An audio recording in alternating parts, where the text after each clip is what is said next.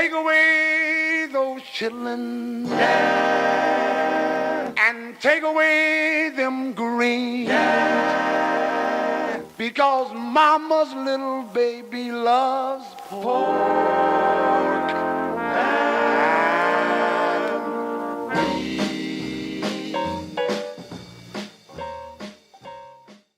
I love your van, man. Do you live in Oh, that thank thing you. all the time, or is that just when you're going to go to the woods van? No, this is 24/7. Man, you're a real hero. What do you do when it gets cold? You got one of them little heaters? No, I got a heater in the van. You know, the regular van heater.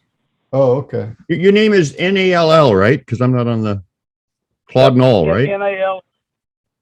Claude Nall, Claude. No, I know that, but the last name is Nall. Yes, it's Nall. Yep. Okay, no worries.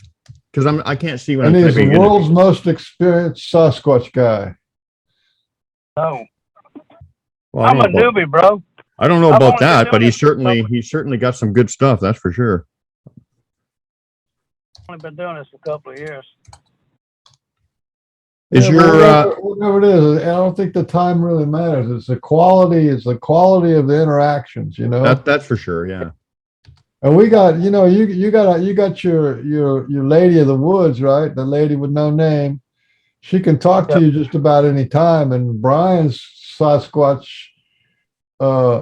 teachers, like they poke him every time he's on the show. And sometimes I get a little message sometimes or just feeling sometimes. So the Sasquatch are like with us. It's kind of like, I don't know how many shows there are like that where the Sasquatch people are around the people who are talking on it, you know what I'm saying? Okay, guys, Yeah. I'm going to go live. So let's zip it for just a second. Sorry for being rude. Okay, All right. we're going to go live.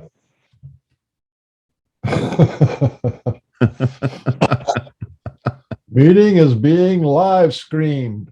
Hey everybody, and hey everybody in Facebook land and in the Pork and Beans show group.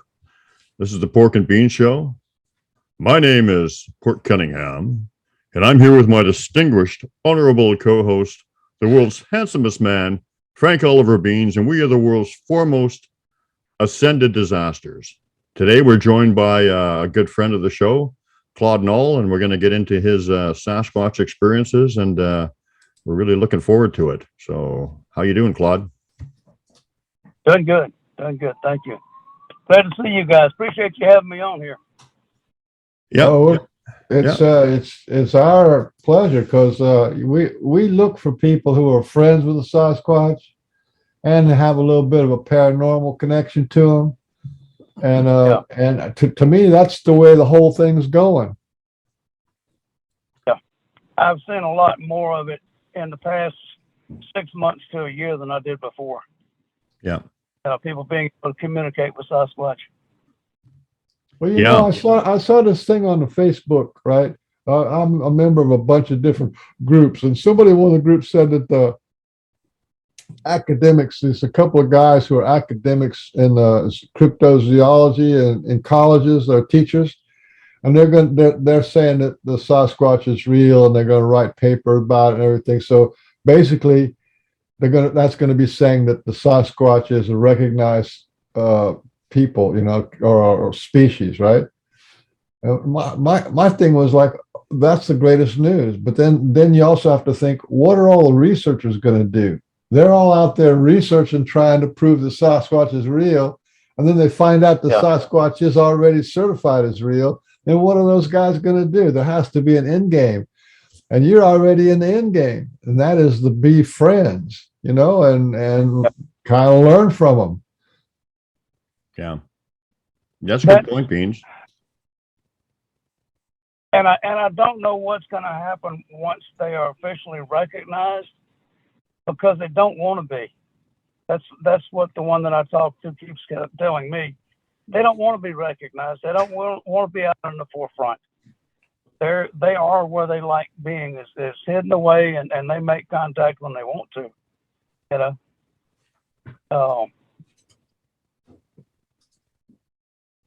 No, her privacy is her utmost concern. Yeah. for Oh her yeah. family, you know, Well, and yeah, I think that they have a message that they want to put out, that they have people like yourself and myself and Mr. Beans putting out there. They have a message for us, but they don't want to at this point intermingle with us like and whatever. Because I mean, look at people. I mean, who would want to intermingle yeah, with most of us? You know what I'm saying? yeah. I mean, well, he's already told me. I said, why don't you contact more humans telepathically than you do? He says, because y'all's minds are so busy. By the time your eyes open in the morning until you close them again at night, you're constantly go, go, go, go, do this, got to think about it. And she said, when we try to talk to you, it gives us a headache. There's so much going on in your brains. We don't want to get involved in all that. That our day starts out, we wake up and we look around and we realize it's, our time to get up. Oh, I'm hungry. I'll go get something to eat. I'm not hungry anymore. I'm thirsty. I'll go get some water. I'm not thirsty anymore. That's pretty much our day.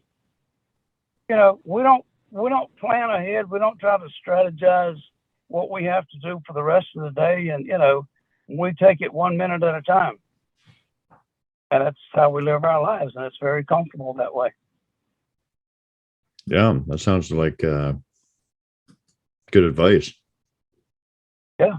Yeah. And actually, if we did the same thing, even in our lives, it's actually because our lives are take 1 minute at a time. Don't worry about what's going to happen.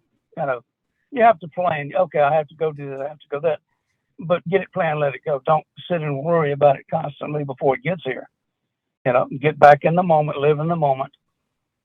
That's right. And take each moment comes. It's a lot more relaxed way of life.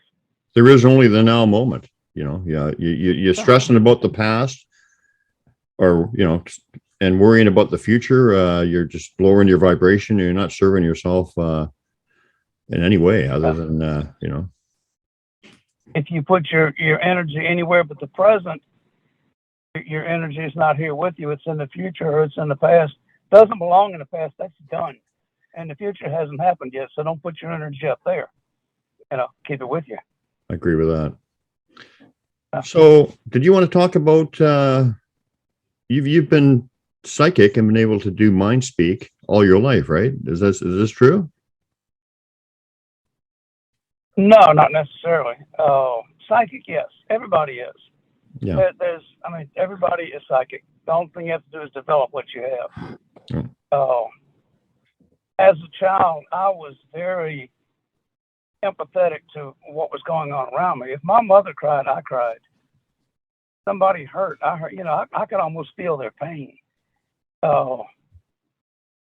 See somebody get injured. I mean, my body would just lock up just from seeing it because I knew what was going on in there. I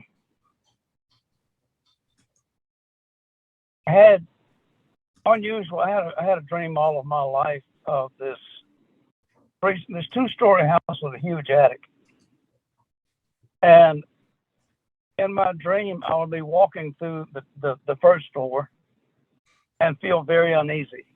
Okay, so I went to the second floor. I felt threatened everywhere I was in that second. It's like something was after me, going to get me, and I knew inherently if I went to the attic, I was going to die.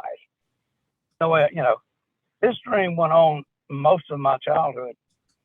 When I was 40 years old, I went to visit the Myrtles plantation here in Louisiana. It's supposed to be one of the most haunted destinations in the country. And literally had the same feelings walking through there. I was uncomfortable on the first. I could feel spirits everywhere. When I got on the second floor, I walked into a bedroom, go look at the period furniture and see what the bedroom looked like. I was in there about 10 seconds and I could not breathe. Literally could not take a breath. Physically impossible. Turned around, stepped out of the room, caught my breath. And I looked at the tour guide. It was just he and I that day. It was a slow day. I walked back in there. It happened again. I came back out. I said, what happened in that room? He said, as far as I've been told, this was a dormitory area up here. There were beds along the wall. And the child that slept in that corner died of pneumonia. Okay, well, that explains that. He says, we've had a number of people sleep in that bedroom, and about midnight, they get up complaining about not being able to breathe, and we put them somewhere else. He says, you're the first one that's ever walked in there and within 10 seconds had that same sensation. So I said, well, I'm psychic. What do you want? As a child, like I said, I could sense things around me. In high school, I read an article in the back of a comic book by the Rosicrucians that said thoughts have wings. If you have somebody that you know sitting down, standing, facing away from you, if you concentrate on the back of their head, call their name, they'll turn around and look at you. Like, oh, this ought to be fun. So I did it in high school, sitting in high school, concentrated on the back of this girl's head. And she turned to look back, and I looked down like I was writing something. And when she turned back around, I did it again. The third time I did it, she looked right at me. She knew it was me. And walking out the door, she stopped me. She said, I don't know what you're doing, but don't do it again. Well, I missed an opportunity right there to explain it or at least make another friend. Kept that in mind. Other little things happened. I would see patterns of light colors that I didn't understand. I could see this glow around people from time to time.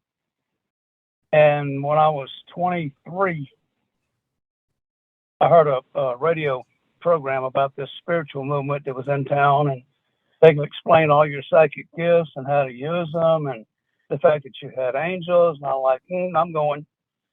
It happened to be on the night of St. Patrick's Day.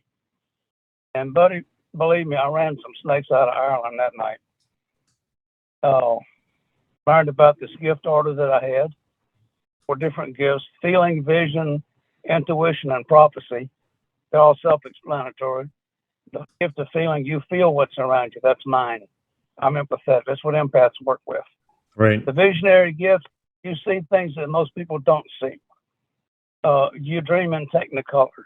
You can design and build anything because you can see it in your head before you put it on paper. The intuitive gift is all about information. They also have the gift of clairaudience, which means you can hear other people's thoughts, which is how I communicate with Sasquatch, through that gift. The gift of prophecy is probably your predominant gift because you're always saying, I know. Prophetics don't know how they know, they just know.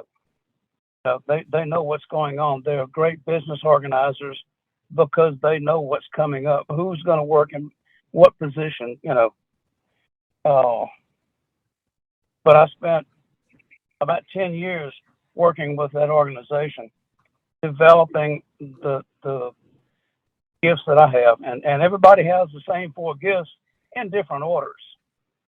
Prophecy may be your first, feelings my first, Michael's may be intuition, who knows. But everybody has a different gift order that they work with. We also come in with a team of angels. Before we were born, we set up a contract with our angels to guide us through this life and open doors for us, find the opportunities for us to learn the things that we came to learn. And that's what they do. And you can communicate. I learned how to communicate with them. Do you want to explain that a little bit, how you communicate with them? Sorry, Beans. For instance, do you do you wake up in the morning and talk to them and say, guide me through the day and that kind of stuff? And no, I'll say, good morning, what's happening? When I first started out, there was more of a reverential thing going on. You put them on a platform, and the organizer of the movement said, don't do that. Nobody goes on a platform, okay? Don't put yourself on one. Don't put me on one. I'm not great. I just happen to bring all this information together to share it, okay? Mm-hmm. So he said, get on a one-to-one basis with your angels. There's different techniques. You can do it through automatic writing, what people call it channeling, when they write down 3 lines of information. They communicate with me through my 4 gifts. My visionary gift, they'll show me pictures of what's coming up, what to avoid, what to get involved in. Thoughts to my intuitive gift, or the inner knowing. They'll just, like you with your SASQUATCH friends, they Mhm. give you information. Well, angels do the same thing. Gift of feeling. I went to walk in a bar one night, and when I grabbed the door handle, my stomach turned. And I let go and I backed up. I said, okay, this is not good. And I asked my angels, I said, is it okay for me to go in there? They said, yes, it is, but we don't recommend it. I said, bad situation? They said, yes. I said, you got my back? They said, yes. I went in. And sure enough, the whole place was in chaos. One of the waitresses had just had an argument with the guy that owned the place. Big, argument right in front of everybody. He fired her on the spot. She went out screaming. The whole place was up. All the waitresses were upset. All the patrons were upset. The guy that owned the place was just ballistic. But I felt that by grabbing the doorknob. That energy was just coming out the door. So check with my angels. Am I okay? Yeah, go ahead. So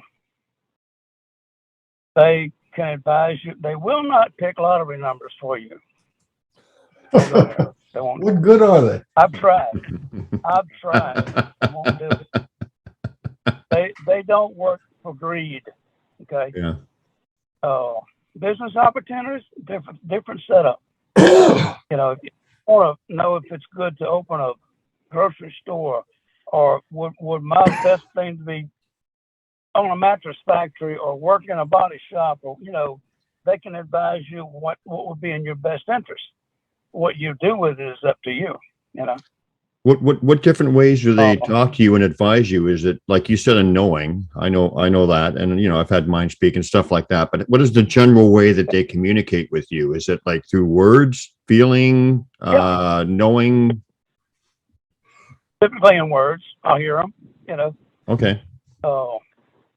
So you'll say, for instance, is it okay to go in there, and they will say in a voice in your head, no, or it is okay, or okay. Right. Yeah. Excellent. They answer just like we're talking. Yeah. Same way. They said nobody else can hear them. No. Voices in my head. Never mind. That's a whole different thing. A lot of people are protected by angels. That's a pretty common thing. Well, I think we all are, aren't we, Beans? Don't we all have our little group of angels? I don't know. Yeah. Everybody has a group of. I got a feeling I'm being protected by a bunch of farmers and illiterate, illegal aliens. What do you say, Claude? I personally think we all have our own little entourage of angels or whatever. Yeah, that's part of the existence here on Earth. Okay, Before you're born, you set up a contract with them. And what is it? What is you set up a contract with your parents? How is that relationship? Yeah, how is that relationship instigated? You're born, and then 4 angels or however many are assigned to you? Is that how does it work? If you want to have a good life, you got to pay them off. How does that work? You actually meet them before you in the spirit world. You meet them before you're born. Right.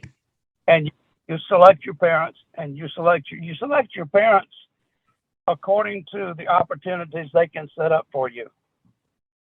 If you want to come to this planet and be a professor of physics, okay, you're not going to be born into a family, typically, that is not college educated. It has no advantages or any insights into getting you into a college to where you can learn about physics. Yeah. So you choose parents that can help you in that way, or and you choose your team of angels accordingly. Now, the more you come into this planet to do, the more angels you have with you. Albert Einstein probably had 1 or 2, because he didn't deal with people that much. He dealt with facts and figures and things like that. A president, somebody's going to be president or a leader of a country, you have 6, 8, 10, 12 angels. It just depends on what you come to this planet to do. The more you come to do, the more angels you'll have. Yeah. And I guess you believe that we come to learn lessons or whatever. So we pick our situation and our parents and our birth and the angels according to what we have to learn, right? Is that Right. your understanding? That's pretty much the way I understand it to be. Yeah. Yes. What were you going to say, Beans? I'd say this is fascinating. I was going to say, is there a difference between your spirit guides and your angels? Is those two words for the same thing, or is there different groups? Same thing. They're referred to as angels, archetypes, helpers, master souls. That they carry several different names, but it's all the same thing. Would you care to share? Do you know your angels' names and do you know them personally? Would you care to share some of that with us? I've never gone that far. Most people go head over heels into that. They learn their names, their last incarnation, and all they can about them. I never got into that. Okay. I do know that one of them was a martial arts master in his last life, or in one of his past lives, because he was my sensei when I learned the Joe staff, martial arts Joe staff. He literally taught me how to use that Joe staff very effectively. Showed me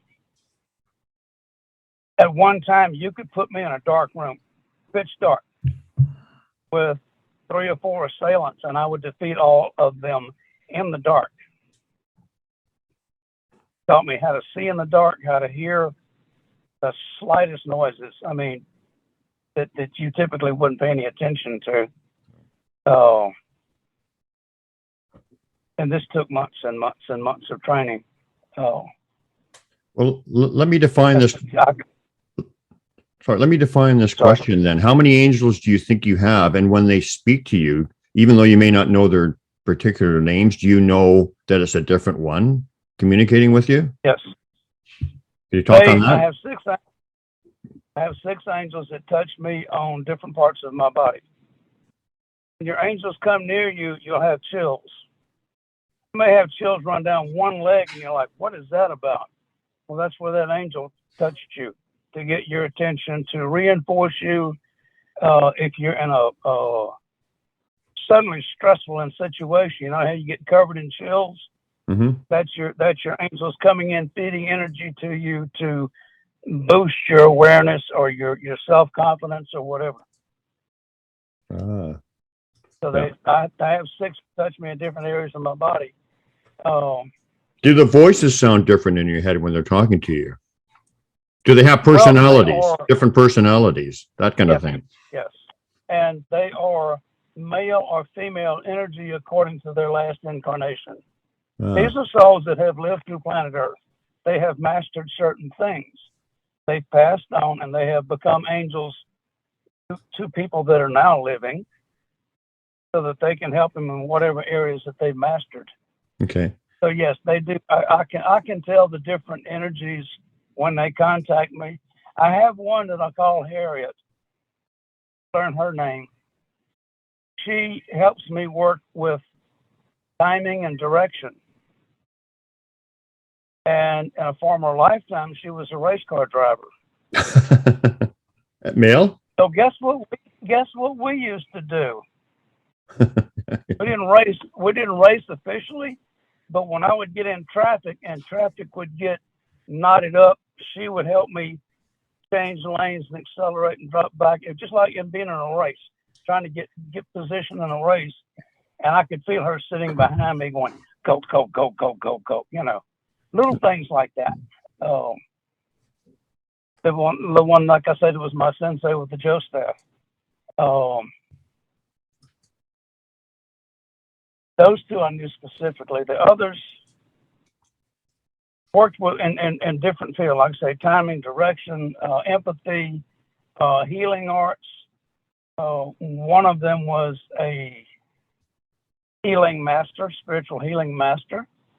So whenever I came into an area where I needed to do a spiritual healing or even a physical healing, that angel was sitting behind me. I set a dog's broken leg one day. Had no clue where I was going. but the people that owned the little dog couldn't afford to take it to a vet. So I set this dog's leg and wrapped it in gauze, put it in a paper towel tube that I cut, taped it on it, made a little wire brace for its foot to where it wouldn't load up its lower leg, and talked to him 6 weeks. I told him, feel its paws and make sure its paws stay warm. If they get cold, it's under pressure. There's no blood going in it. Take it off. I said it's about 6 weeks. Went to 6 weeks, cut it off while the dog is in a confined area where it won't run, and just watch what it does. If it's walking comfortably, let it out, And they got back in touch with me 6 weeks later, said that dog never looked back. Now, the odd thing was when they brought it to me to check it, I lit the dog's front leg, right front leg. I grabbed it above its paw and below its first joint, like the elbow joint, and I could move that bone and feel it. It was separated. I could feel it. This little dog never whimpered, never tried to bite me, never resisted me. Mm-hmm. It just laid there and let me do what I was doing. So it was being comforted while I was working on it. Yeah. And you obviously love animals, right? Oh yeah, always have.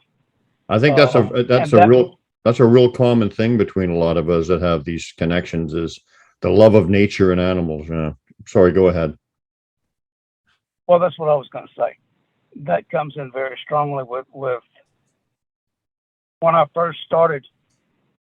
I'm not going to call it researching. When I first started looking for them, the area that I'm in now, I had no fear. Yeah. I'm out here in Crocs and short pants and a t-shirt. Yeah. I'm not dressed in camo and knee-high boots and all this. I had a 5-foot walking staff and a fixed blade knife that I carried. I figured I could cover anything with that. Yeah. I wanted to consequently. Go ahead. I never was afraid. Yeah. Wasn't afraid. I talked to him when I walked. Good morning. I'm back. Where are you? Come see me. Yeah. Well, what I said was, let me see you. But I always said, come see me. Well, they did. They came and saw me and they went away. They didn't let me see them. Yeah. Yeah. Well, respect. You respected them like they were people and treated them like they weren't some monster or, hiding in the closet or something. I talked to them like I talked to them. I just wanted to, because I had this on my mind and I'm finding this really fascinating. I just wanted to ask you before we get off this subject totally. So once these angels, once they become an angel, are their incarnations, is that over with? They don't come back after that? No, they can reincarnate after that. Oh, they can. They'll step out of the physical world long enough to work as an angel, then they can go back and reincarnate again.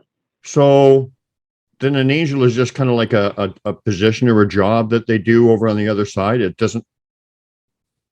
Okay. Pretty much. The ones that work with us personally, there are different levels of angels. There are those who are in the service of God. That's it. That's all they do. They're warrior angels. They're protector angels. They have different purposes. But those that come to work with people on one-to-one basis, they were human at one time. And okay, so moved on. So what you're saying is that that's what they do while they're over there, but they can still incarnate whenever they decide that they want to up their game or learn lessons or something like that. Yeah. Well, whenever their time with us is through, then they can, once that commitment contract is over with, they can come back in again. Okay. Because of their knowledge. That's interesting. Because I was wondering, I thought, well, once you become an angel, maybe that's it. You don't incarnate anymore. But that's interesting news. Yeah. Excellent. There's a lot of angels on Earth. A lot of them. Most of those major corporations are the upper angels, because they got like manifesting power and helping a lot of people, creating jobs and stuff. So there's a lot of them out. There's a lot of them around. Well, if you think everyone on this planet has an average of 5 or 6 angels, now, doesn't mean that the angels that are working with me work only with me, okay? Because they sometimes take a leave of absence. if I'm not doing anything that's really demands that many to be with me, all of them at one time, they'll leave one or two just to watch over me and keep me from destroying myself. And they'll go off and do other things and come back. Because I've when I have a decision to make or something to ask them, I'll get thoroughly cleansed, get a positive energy in my system, and ask them, are all of you here? And there are times when they say, no, not all of us. How many of you are here? Can you help me make this decision? Yes, we can. So, and if I get into where I'm trying to free an earthbound soul, which I call exorcism because that's what it is, I can also call on extra angels to come, extra soul angels that work with that type of energy specifically. I can call in 2 or 3 extras if I really need some spiritual backing. If I've got a real jerk to deal with and get him out of the earthly plane, I can get extra help to do that. There's angels. I've done that exorcism business too. There's angels that'll open up the space in heaven to allow this spirit to move through, and then there's other angels that'll guard that space so nothing goes back in, and then there's healing angels that once the person is kind of recovered, then they need to have their energy system rehealed. Because if you just turn them loose like that, then they still have the same imprints, and then it could be attached again. So there's a lot of different. There's a whole thing going on just to Oh yeah. So I mean, some of the questions I ask you, I have an idea of my own ideas on, but I ask you so that we can get it out to the audience there. But I'm wondering, like the free choice thing. What can the angels do and what they can't do? They can't interfere with our free choice and stuff. So how influential or how impactful can they actually be on us? You know what I'm saying? They're here as They're here as advisors. That's all they're here for. They cannot and will not influence you. You have free choice to do whatever you want to. I mean, if I ask my angels one day, okay, I'm thinking about buying this business. Is this going to be a profitable business? Is it going to self-sustain? If it's going to run for a number of years, and am I going to have a good income off of it? They say, yeah. So you think it would be in my best interest to buy this business? They say, yes. I don't have to. I can walk away. Yeah. Okay. They're not going to force me into buying it just because it's good for me. That all goes to freedom of choice. Yeah. But I mean, I've heard of people literally, like I know an example of a lady who was driving with her grandson in a car, and I can't remember all the details, but in any event, I think she had a premonition or something too, but she went around a corner and this car was coming and she went right through the car. So there was some kind of divine intervention that saved her and her grandson's life. So that's, what's that all about? That I can't answer specifically. I mean, there are things that have happened in my life that I can't put an explanation to. But they can save you, probably, is what I'm saying. They can step in and yeah.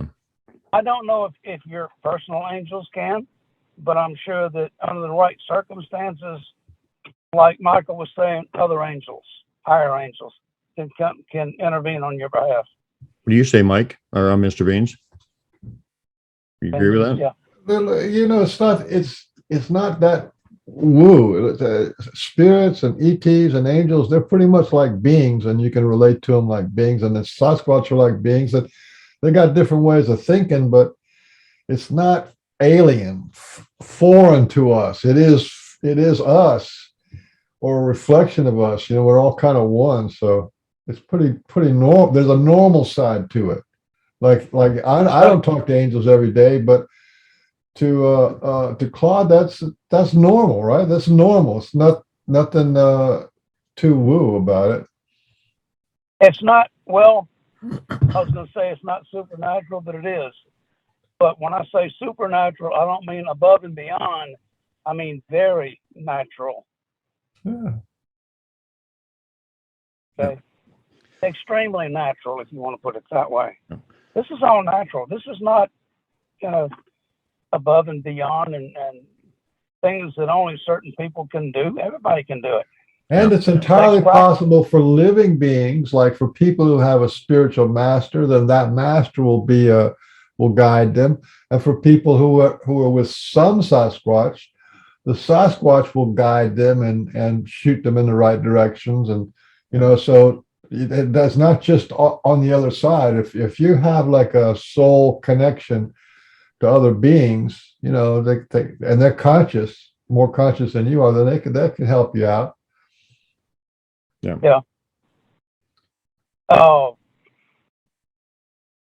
my lady said it's not actually their place, but they can. Yeah, that's not the role that they were put here to perform. Yeah. Yeah. What is what are the similarities and differences, if there are any, between your communication with your Sasquatch lady and your angels? Is it the same thing? I know there's got to be similarities, but are there differences? And the interesting thing that I've noticed, and I don't talk to her all the time. Okay, if I have a question, I'll ask it. And I've started having these. I think she's here. I can feel something. She's with you, right? Yeah, she's here. I can just feel. I can feel her. I invited her to be here because there are things she doesn't want me to say, and she'll let me know if I'm about to say the wrong thing. Stop. Yeah. Oh. By the way, if she wants to say anything, she's welcome to talk. We would love to hear her wise words if she wants to come through and say anything. But go on with what you're saying, and if she happens to want to. I don't know if she could actually speak in a way that you could hear her or your audience could. No, through you. Oh, yeah. Well, she does that all the time. I don't specifically say this is what she told me. If you ask a question and I stop for a second, I'm listening to her, and then I may say, okay, this is her answer, not mine. I might do it that way. Yeah.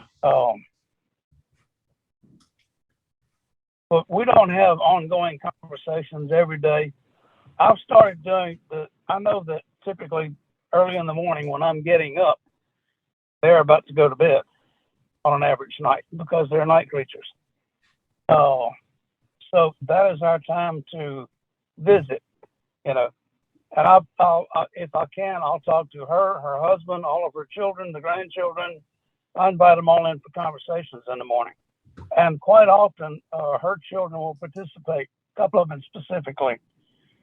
Even her youngest, who has formed a fascination with me because I've been around since she was a baby. Yeah. She's seen me since she was born. So she's familiar with me. She knows me. She's seen me in the woods. She brings me presents. She leaves me handprints on the van. The stuff I sent you.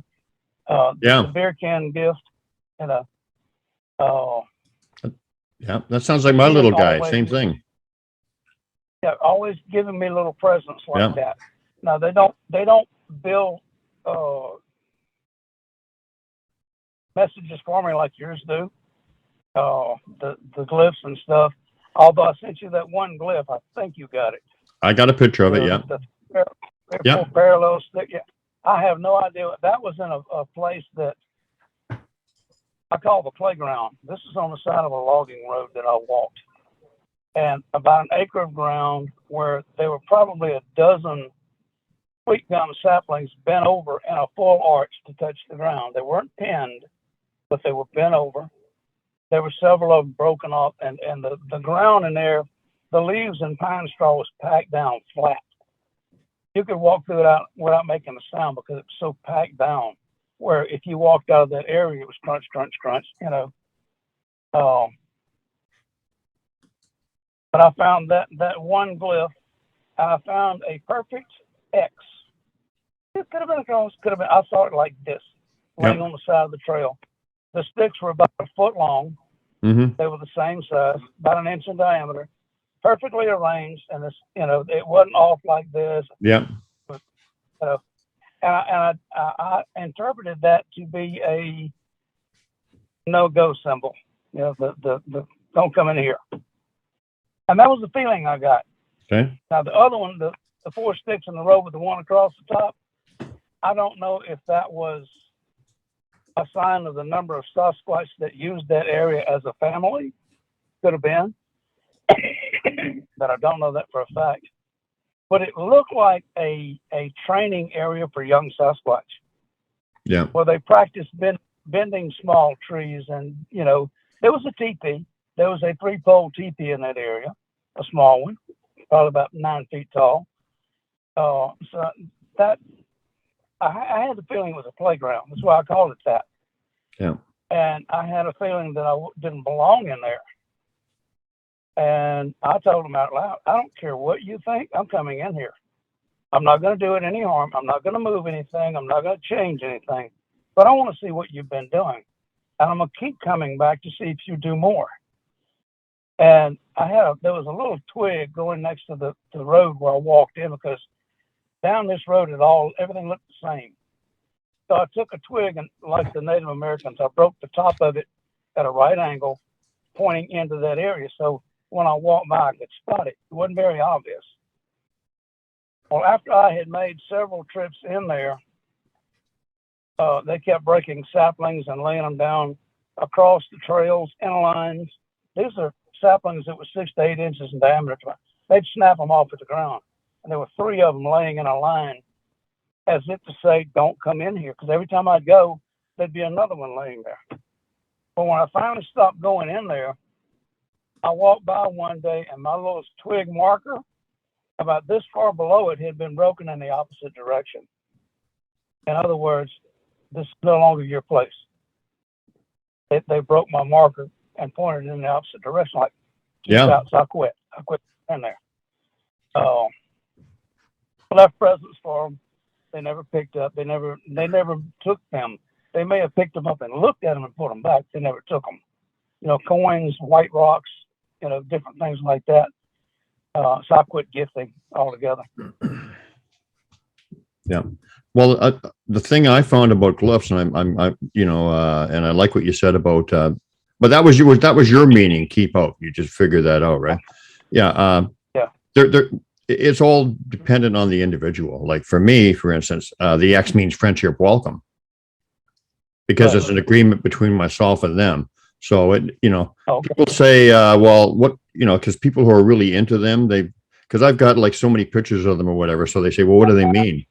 And I just say, well, I don't know. Yeah. What does it mean to you? That's all that matters, right? They're all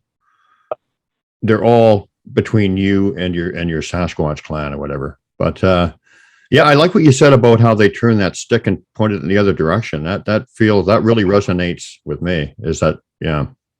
When I saw that, I'm like, okay, this is emphatic. Stay out. Okay. And that was not too long before I saw the one visual sighting I had. It was not too long before that. That was an interesting morning. I had walked to that playground on that road. I had never gone past there, because that was my focus, was that playground. Every time I went in there, I'd go there and poke around. And one morning I said, well, you know, I've never been to the end of this road, don't know where it goes. So I took off walking past the playground, and about 100 yards, it had been cleared by a bulldozer, and then they stopped. They were clearing it to cut, you know, do wood cutting in there, you know, cut trees down. And they built the road up for that purpose. And when they got to the end of the property where they were going to cut trees, they stopped opening the road up, you know. And about 100 yards before I got to the end of the road, I looked to my left, and there's a pond over there, probably about 100 feet in diameter, a little larger. Well, instead of walking around this pond, I turned my camera on and zoomed out to where I could look at the bank all the way around this pond. Didn't find anything interesting, no, you know, coyote tracks or turkey tracks or deer, anything like that. And I turned the camera off, and I let it hang on my backpack strap. And just as I did, I saw something move out of the corner of my right eye. I turned to see what it was, and there's this, I'm guessing 7 feet tall, all black, slender built like a basketball player, Sasquatch. and I got to watch it make 3 steps across the end of that road off into the bushes. So about a 3-second sighting, 3 or 4 seconds max. And it takes 5 seconds for my camera to come back on. Once I turn it on for it to be ready to shoot. It's a digital camera. It takes about 5 seconds. I didn't even bother picking it up because I knew I wasn't going to have time. And I watched it walk across into this road. And you know what a small child looks like when they sneak around trying to get away with something? They're kind of hunched over. They're being small. They're tiptoeing. They're not walking heavy.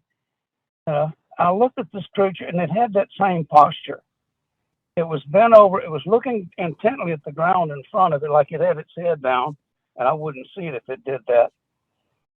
And when it walked, instead of putting its feet down heel first and flopping the foot down, it literally put its foot down flat with each step.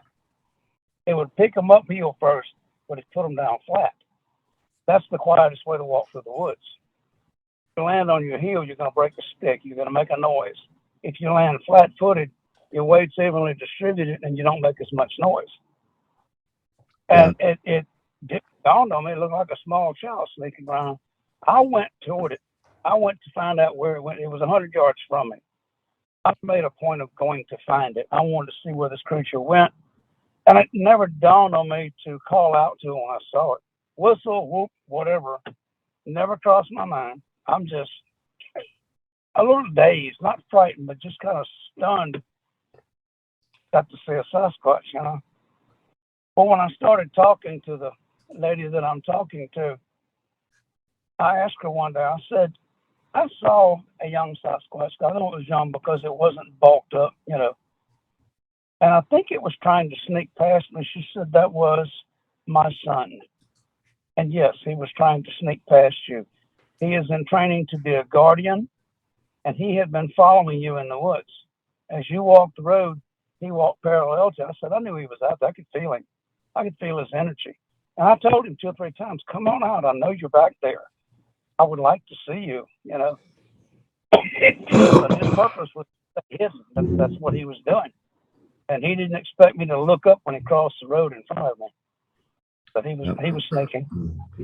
What do you think of their abilities to cloak and shapeshift and stuff of that nature? I've asked her about the cloaking, and she said, we don't physically cloak. What we do is we change what you can see. We change it in your mind. Ah, okay. We block your vision. We're still there, but you just won't see us. Now, as far as shape-shifting, I haven't talked to her about that.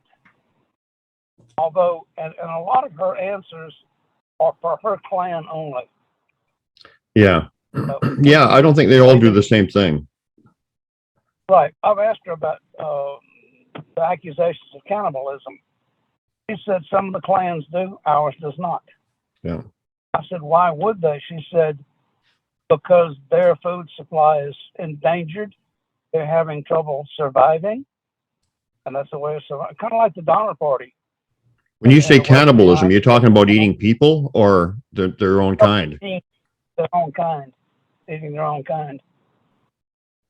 Yeah. Oh.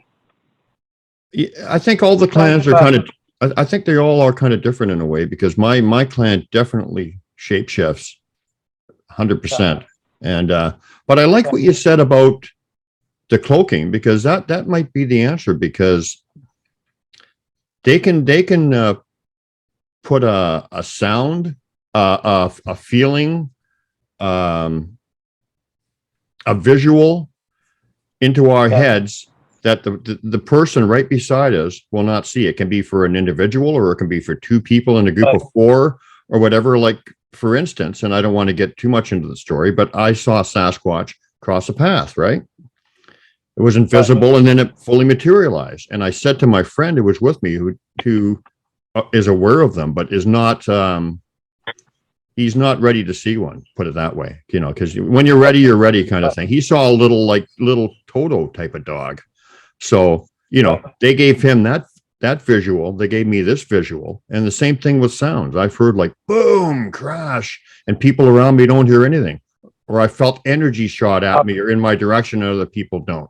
So that makes sense in a way about the cloaking, that they can just, Well, I think Claude's onto something. yeah, I like that. I like that.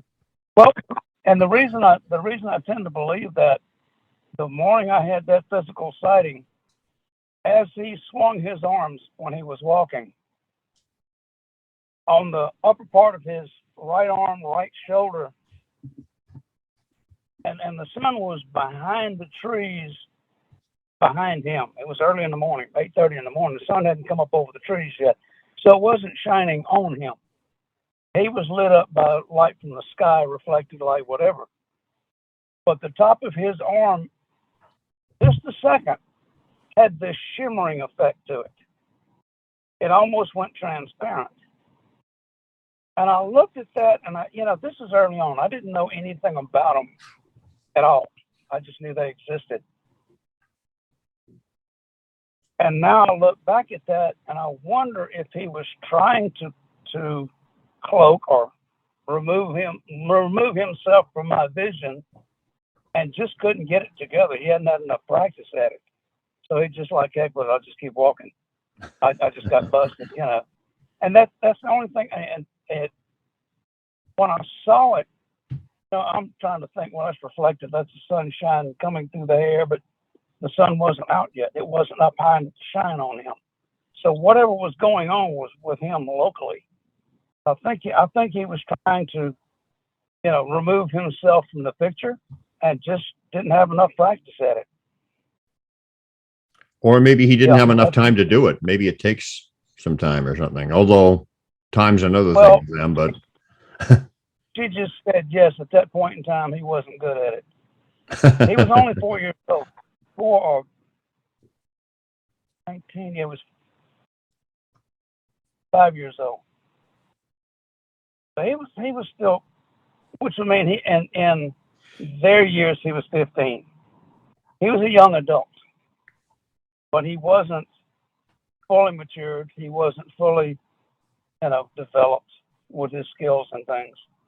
So yeah, she said he was trying, but there was so much going on with the fact that if you saw him, upset him so bad he couldn't do it. He hadn't had enough practice at that, literally disappearing like that. And people will say, I'm sitting here watching this creature, and it literally took a step backwards and disappeared. Okay, well, that explains that. If they know you see them and they step back one step and then block your vision, yeah, he just disappeared. Or the opposite, like what I've experienced. You don't see them, you're looking straight where they are, and then all of a sudden they're there, Yeah, they're there and they go away again. Yeah, this is momentary. I have seen what people call the predator or the shimmer. Yes. Shimmer man. Yeah. And I saw that by accident one day. They were in the campground. One of them was. And I had a feeling they were, and I kept looking. I was watching the woods constantly. And I glanced off to my right a little bit, and back this way, I could see something move.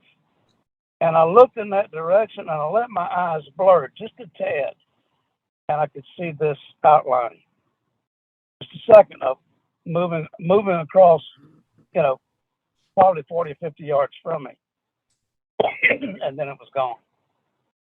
So may have been an incomplete cloaking, incomplete disappearing, whatever you want to call it. I guess you could call it cloaking because they literally disappear when you're looking at them, but it's not they don't become physically invisible. And I'll give you a point of reference on this that I found was really funny. Right after I got involved with the spiritual movement, I made a practice every day of, at lunch, I would eat a sandwich, smoke a cigarette, and I would get somewhere and get quiet for about 20 minutes. We had a 30-minute lunch break. And I would pull my energy in, close my eyes, and not go to sleep, but just flow for a little while, just relax. And I was sitting on my work table, a red work table, steel table, right next to my red and gray toolbox, leaned up against a white wall in a blue uniform. Okay. I stuck out like a sore thumb. If anybody looked over there, it was obvious. Well, I had crossed my legs, had my hands in my lap in a yoga position, closed my eyes, leaned back against the wall, and just gelled.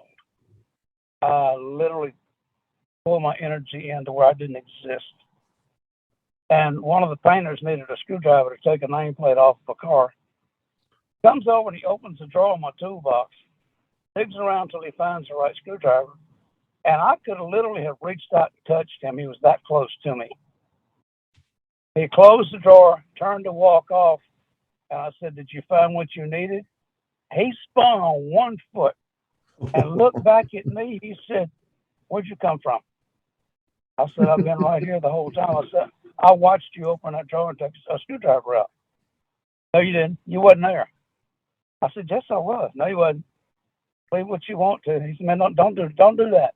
That's spooky. Don't do that." He turned and walked off. Wow. I literally didn't exist. So all because you put your what would you do again? You pulled his energy in. Pulled his energy in, right? Yeah.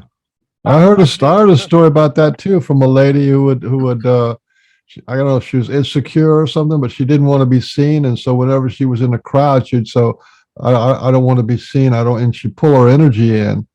And, you know, she'd be like standing in line in the bank and people would bump into her and stuff. Or when she'd get to the window, people would look right through her. I mean, she would have to get their attention that she was actually there. So I know that does happen. Wow. How do you do that? How did you do that? How did you just visualize I'm pulling my energy in? How's that done? It was not my intention to disappear. Okay.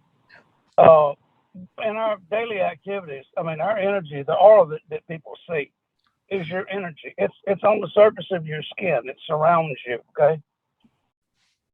Right. When I went to relax, I literally pulled my energy in to the center of my being, into my solar plexus, if you will. When I got relaxed and comfortable, I wouldn't fall over. I pulled my energy in very tight. And I guess when you do that, we react to people's energy without knowing it. If somebody walks up behind you, you feel them before you see them. You know they're back there. Yeah. You turn around. Same thing. Well, if I pull my energy in to him, I ceased to exist. He probably saw me and it didn't register as me because I was in an odd place at that time. I didn't belong sitting on top of that table. So his mind just kind of forgot about me, which is what they do. Wow. They pull their energy in or block your vision or whatever and walk away. There's in the spirit world, there is no end to what you can do. Literally. I used to change traffic lights. Going down a road and see a light literally 100 yards in front of me turn red. And for whatever reason, I didn't have time to stop, and it was important that I kept going. And I would focus on that light, and literally the light would turn green. Wow. Cross traffic light would turn red. I would drive through the light, look back, and it'd go back to red, and the other traffic would continue. You're saying you actually saw it just switch and he switched it back like right away? Yeah. Wow. Yeah. That's incredible. I didn't do it as a hobby. I didn't do it for fun, because when you do that, you interrupt somebody's flow, is the best way I can put it. We all have a flow, a timing where we need to be certain places. Something interrupts that. Well, it changes our flow. It changes our timing. So by changing that light, even just for a few seconds, just long enough for me to legally go through it, if there was anybody at that light or coming up to it, they had to stop. I interrupted their life temporarily. and I'll probably pay for it cosmically somewhere. May have already. I don't know. The times when I got stuck at lights that I couldn't change may have been payback. This light's been red for 10 minutes. I know it has, and finally it'll change, and I get, it's like, Of course, one of my friends said at that point, if there's nobody coming, run it. That's permitted. He said, there's no sense in sitting in a red light if you're the only one there. It has no practical purpose. Go ahead through it. Take your chances. Yeah. Can I ask you, what did the Predator look like? Because I've seen that one. I've seen that once. I was camping, and I saw like it looked like sort of an outline, but it looked watery and shimmery. Is that what you saw? Exactly. Yeah. I saw more of an outline than I did anything. But inside of that outline, you could tell there was a distortion. Not much. Yeah. But just enough to where you could look and say, well, that doesn't look like everything around it. Right. Yes. So, yeah. I've seen that. Yeah. So yeah. And like I say, I couldn't see it clearly looking directly at it. But when I looked off to one side, I could see it in my peripheral vision very clearly. Yeah. So it's a directed thing. It's like when they disappear in your mind, in your vision. If you're looking straight at them, if you happen to look off, see them. No. Do they come to you when? Do they come to you in your dreams? They never have, and I guess the reason they don't is because I have a relationship with them, where if they need me, they can contact me.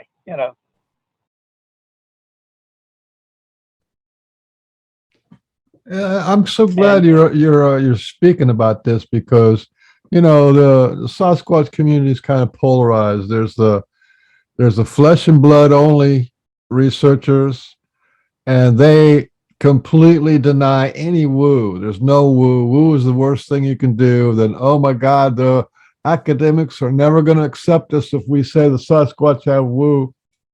So. Right. And then there's the woo people are going, well, listen, it seems like a lot of woo going on to me, Yeah. So, but to have people who can actually have mind speak with the Sasquatch people, I think that's going to turn into a valuable thing, It is. It already has. The reason I did it was off the cuff. I did not purposely go out to talk to them. I mean, I talked to them when I walked. I talked out loud, as well as sending out the same mental messages I was saying out loud. And it never occurred to me that I could do that until I was out walking one day and went across this creek bottom, and there was a thicket just past it that I was going to walk into. And I heard this mature female voice say, "Don't come in here." And I stopped. I said, "What?" And she said, "Don't come in here." Now, I heard this mentally. I didn't hear it out loud. And the feeling I got was if I did, it was not going to be a nice day, okay? So I said, okay, I made a left turn, paralleled the creek, and went around the thicket. I asked her, I didn't try to communicate with them probably for over a year after that. And one day I was thinking about that. I said, wait a minute. I can hear her like I hear my angels. So are you out there? Are you listening to me? And yes, I am. I said, are you the one that told me not to come in the thicket that day? She said, yes, I am. Okay. I said, were you nursing a young one? Yes, I was. I didn't need any more explanation past that. Okay. That's a mama defending her baby. You don't cross that, especially when they're big as she is. So I've got a 16-inch footprint with my little 10-inch boot next to it. I sent that to Pork. We use Pork and Beans thing. I sent that to Pork. That's her footprint. I know it's hers because of the size and the fact that it has a narrow heel, very narrow heel. And a friend of mine told me that's a female trait. They have narrow heels and male have wide heels. The little girl that's been hanging around the campground and bringing me gifts and this kind of stuff was in the campground last August, and there are 3 or 4 small footprints. And when I say small, they're probably 12 inches long, and they have that same narrow curved heel that she does. So that's her little girl. And I confirmed that by asking her. I was looking at the footprint one day. I said, "Is it your daughter?" She said, "Yes." She was sneaking around. She wasn't supposed to be there, but she was sneaking around. She was coming to check on you. Okay. And she had left a present, and I wish I had picked it up. I saw it. It was a stick man. Perfect stick with an arm coming here, an arm there. Down here, there was 2 legs. That was it. Wasn't elaborate. It was probably, I don't know, 8 inches tall and no more than about 4 inches wide, in proportion to a human, stick figure. It was laying by my van one morning when I got up, and it wasn't there the day before. And I picked it up, I looked at it, and I put it back where it was. I said, that's neat. I think she wanted me to keep it because the next day it was gone.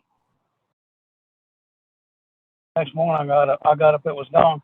That's when I found her footprints in the campground. She had come through that night and picked it up again. The males don't typically associate that. That's not their job. Although a friend of mine who is female is communicating with a male near Natchez, Mississippi. She went up there one time and just scouting and looking and picked up on this guy's energy and started talking to him, and he's been in conversation with her since then. So maybe they don't associate with their own gender. I don't know.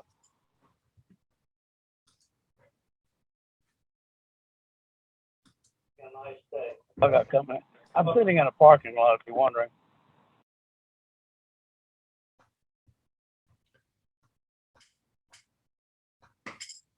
Well, when you were on a Daniela show, Daniela's in the house. Hey, Daniela, she's here. So when you were in her show, you're talking about how your the mama was talking about that their origin is that she was a Nephilim, and I thought that was fascinating. It was a fascinating story, and one of the things that was fascinating about it was that that Kawani Lapseritis wrote a book, and in that book, one of the Sasquatches says, we are sons of Adam, we're not Nephilim. So I thought, okay, so up there in Canada, he's he's getting, or on the border, he's getting that kind of message that they feel that they are sons of Adam and they're not mixed, right? But down where you are, she says we're definitely Nephilim and we're mixed with angels, and it's because we're mixed with angels that we have these powers. And I thought that was a great explanation. Yeah. When I asked her, when I first got in conversation with her, I asked her, where do you come from? Where do your people come from? And she said, we are the descendants of the Nephilim. We are not Nephilim. We are their descendants. And I said, so you are the product, or your ancestors were the product of mating between human females and angels? She said, yes. And I said, is that why some of you have what could be considered angelic powers? And she said, yes. They become diluted sometimes, but some of us still have the full energy, the full, abilities of the angels. And most people think of angels as these beautiful little demure white-winged creatures. That's the biggest crock there ever was, okay? If you think of Michael, the archangel, he could take out an Abrams tank if he wanted to. Size-wise, ability-wise. They all got swords. Warrior angels are scary. And the overseers, that's what these angels were. They were sent here to watch over mankind, protect him. And they got involved and they weren't supposed to. And that the products were giants, literally, because they are huge. Their offspring grew to be giants. And they were feared by everybody. They had voracious appetites. They wasn't anything for one of them to eat a whole cow if he felt like it. Okay, so they raided and plundered, and she told me the reason that they live in the woods and the hard to get to places now is because in the beginning they had settlements. They had just like we do. But they were so maligned and hated and feared that man went about trying to annihilate them.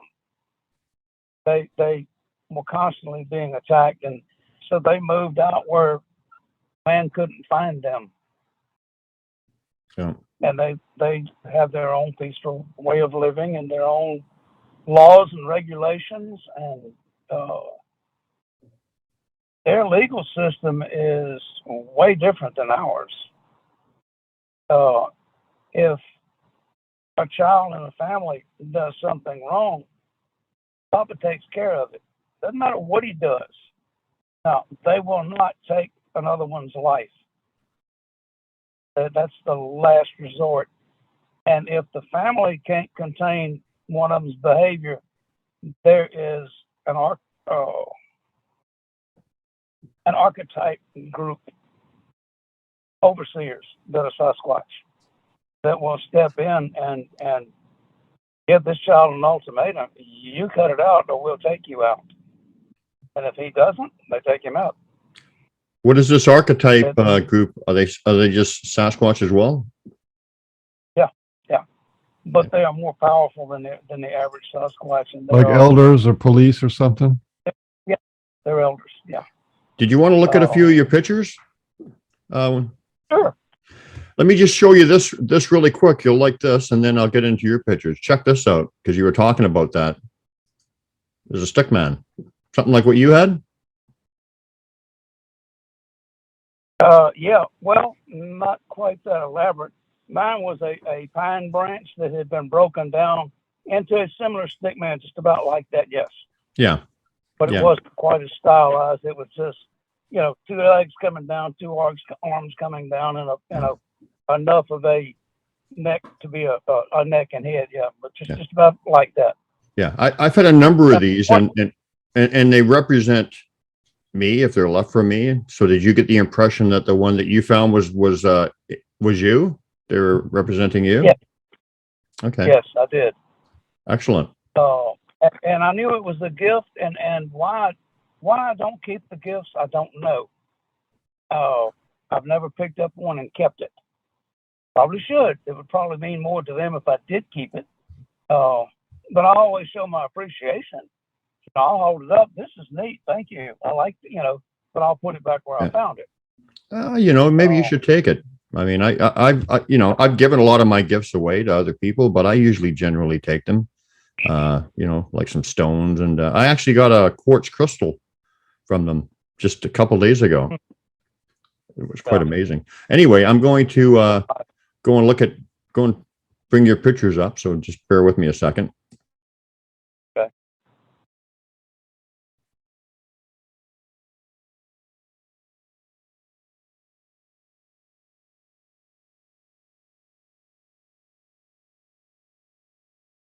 I'm beginning to wish I'd put my windshield cover up. That sun's bright.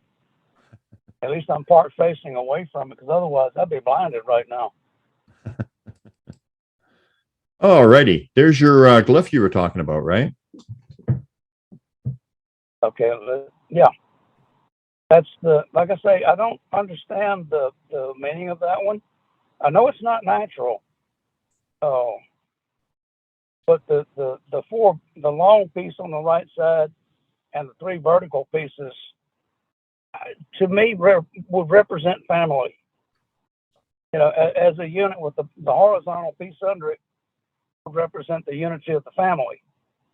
My understanding. That would be my feeling, but like I said, what I think doesn't matter. But that's the feeling I'm getting. Yeah. And this was right on the trail.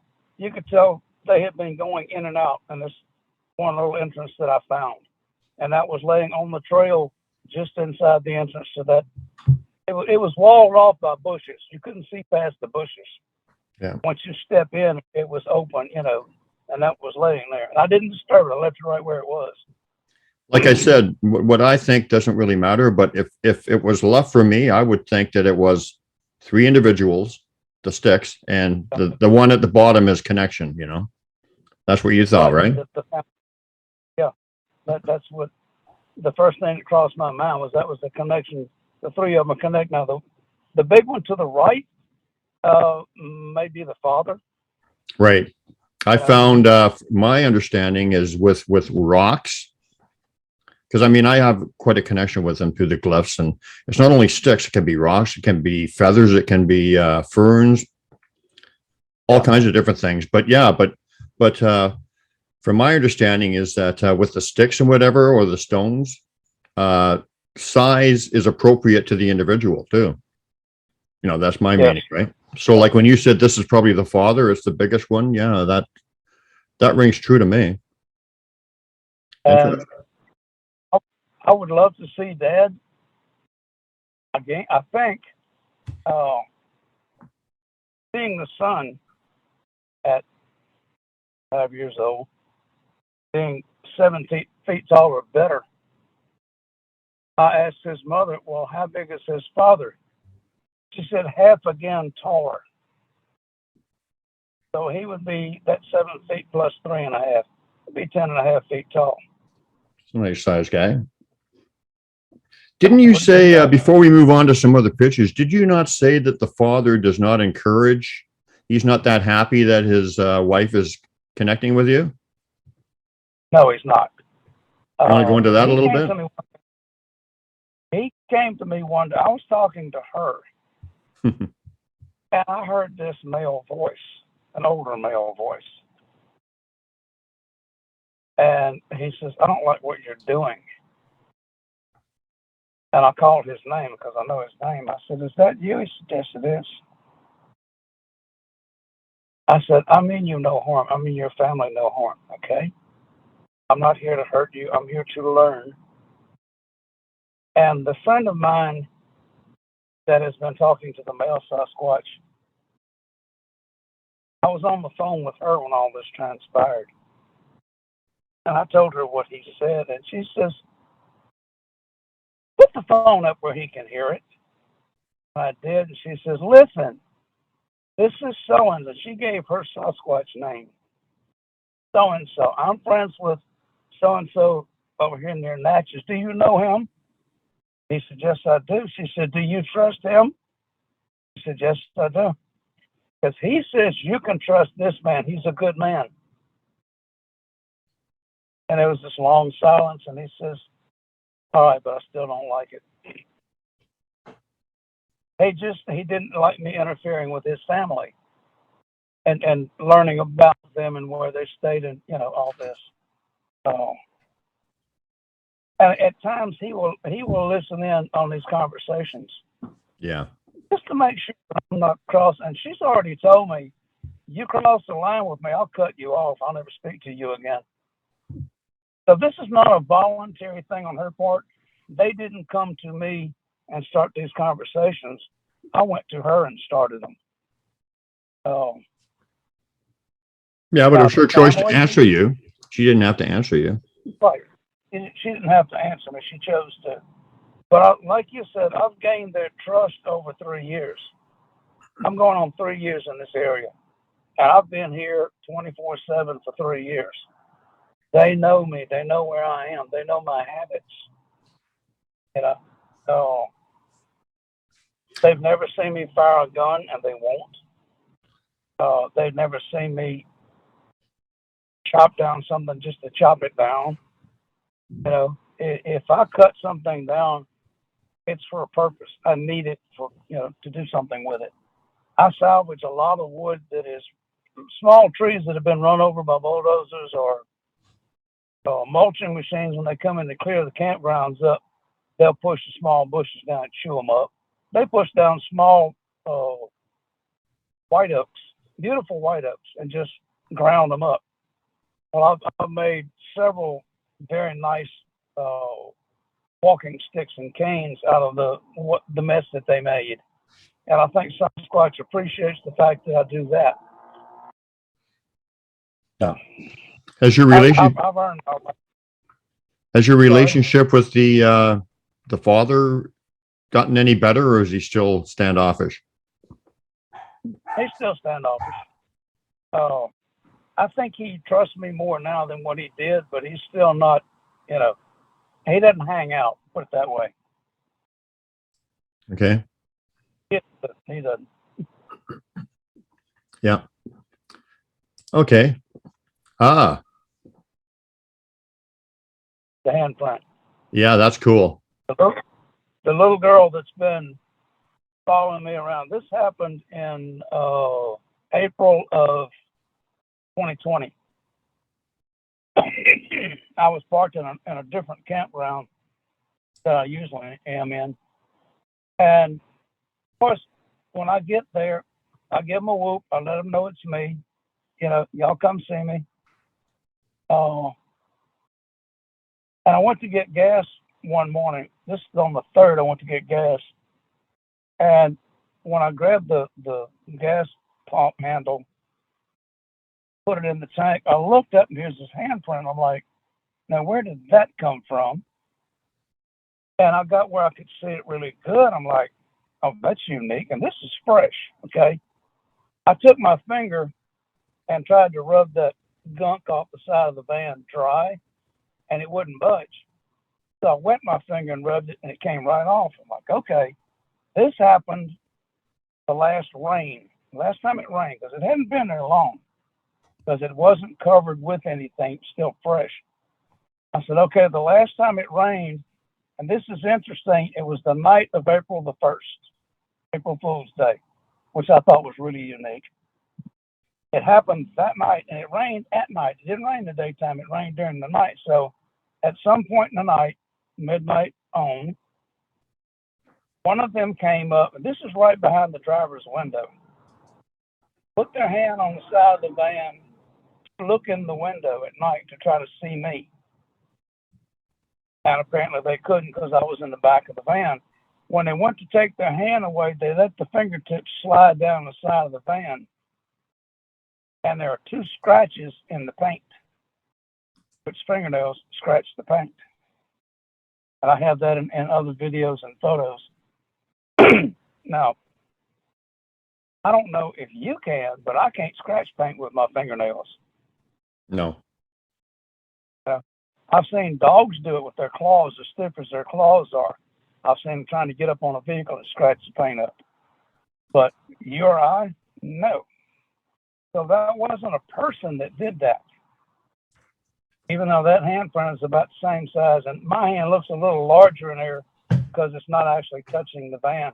Had I laid it down next to that handprint, it's almost the same size as my handprint, which means that Sasquatch is the same size as I am, or when that happened, which is 5'3". Okay, that wasn't a big Sasquatch. That was a adolescent, juvenile, a little one, whatever you want to call it. Yeah. Yeah. And were they greasy? I've experienced that, and there's a greasiness to them. I never wet it or put I tried to lift it with some shipping tape, and that did not work out well. Had I thought about it, I'd have gotten some of this clear sealing plastic that you seal documents with and used that and peeled it off. I'd have probably gotten a decent handprint. Yeah. But the shipping tape and little narrow strips got messed up. I tried to put it on some clear plastic, and it didn't. It had bubbles in it. It made a mess. I just threw it away. Yeah. All right. Got another one. I think. Oh, did you want to move on, or do you want to still? Oh no, this is good. That is the walking stick that I made. Actually, I found that in British Columbia. Believe it or not. traveling through, going to Alaska. I slept in a gravel yard one night. Y'all got some nice gravel yards, okay? I mean, gorgeous gravel yards, gravel pits, spotted across the province on the side of the highway.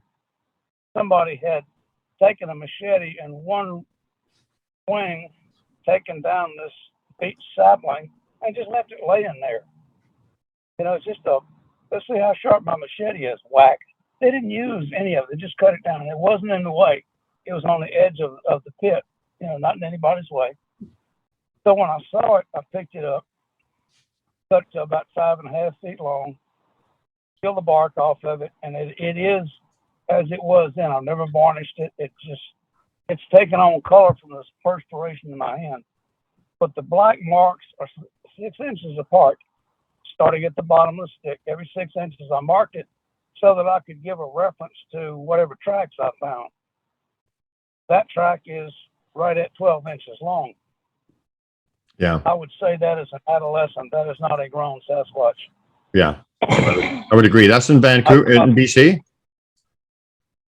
No, that's actually down here. Oh, okay. The stick is from BC, but the track is from down there. Okay. Yeah. 12 inches, I would say an adolescent for sure. Yeah. That's a fairly big one. That's probably about a 4-year-old, about the age that the handprint probably matches that footprint. Now this one I found, this is the first track I ever found. This was in California on the Boy Scout tree trail. I was walking that, and actually that trail is about 20 miles from Bluff Creek, which I didn't know. Had I known, I'd have gone to Bluff Creek as well. But I was walking. This is a redwood trail. I mean, there's some unbelievably beautiful trees along this trail. That's why they set it up. It's 2.5 miles long. A hard-packed limestone trail that's about 4 feet wide, and it's covered in the leaves from the redwood trees. They're everywhere. That's what all the light brown stuff is. I was walking down the trail, got to the end of it, and the whole time I'm walking, I could feel something watching me. And I would stop and say, look, I feel you out there. I know you're watching me. Come on out. I want to see you. I want to visit with you. And I would look up and down the hills, because this is a hills and valleys, and, you know, I say hills, probably close to mountains, but I never did see anything come out. I went all the way to the end of the trail, and as I was coming back, I found this footprint in the middle of the trail. Kind of like, okay, yeah, we're here, but you can see our footprint, and that's it. That's a pretty good size footprint. My heel is even with the heel on that print. So it looks like it's here, right? Huh? Here. This is it, right? This is the like heel right there. Yeah, right next to my heel is where that heel is, and the toes are a good 6 inches past my toes. Yeah, right here. How big is your foot? That boot's probably about 10 inches. So that's a 14-inch track. Yeah. That's a young male because of the width of the heel. You know what I noticed here too? I'm not sure, I'm not going to say this for sure, but this looks like one of my gloves right here. Really? Yeah. Oh. Okay. If you're using a pointer, I can see it. Right here. See it? You seeing my pointer? No. No? You get... This is one of the glyphs that I get up in my area quite a bit. You see what I'm here in the lower left, that L shape. Yeah, I saw it. Well, it looks like an open triangle with it goes over the, You see what I'm talking about, Beans? Yeah. I see it now. I mean, I'm just saying. I see a footprint. No, right here. Oh, lower left. Looks like a little house. Well, I'm just saying that is one of the glyphs that I find a lot up here. This exact thing, yeah. With and quite often the edges go just a bit over. I mean, it's identical. It could be natural, but I'm just saying that's what I know the ones that I find, a lot of them are not natural, and that's what looks identical to it. So, Right. I don't know if that was placed there, if it just accidentally happened to be there. You know, I don't think it would have put down a footprint like that and then stopped put a glyph behind it. why not? That's what they do with me. It's kind Oh, of, okay. they do that all the time. Yeah, all the time. They will leave a little calling card like I made this track or whatever. That's something they do. So that, that would not surprise me. That does, it could be natural, but I'm just saying that looks just like what I find. And like I said, quite often, I'll show you some pictures when we get off the air or whatever later. I'll send you some where they've got an obvious glyph and a track right there. So yeah, that does not surprise me. Pork and beans In a can, pork and beans in a pan. pork and beans Man, we love pork and beans. In a can, handy handy handy in a pan. candy candy candy in a can in a pan in a pan in a can man oh man they're just dandy Pork and beans, in a can pork and beans, in a pan pork and beans. man we love pork and beans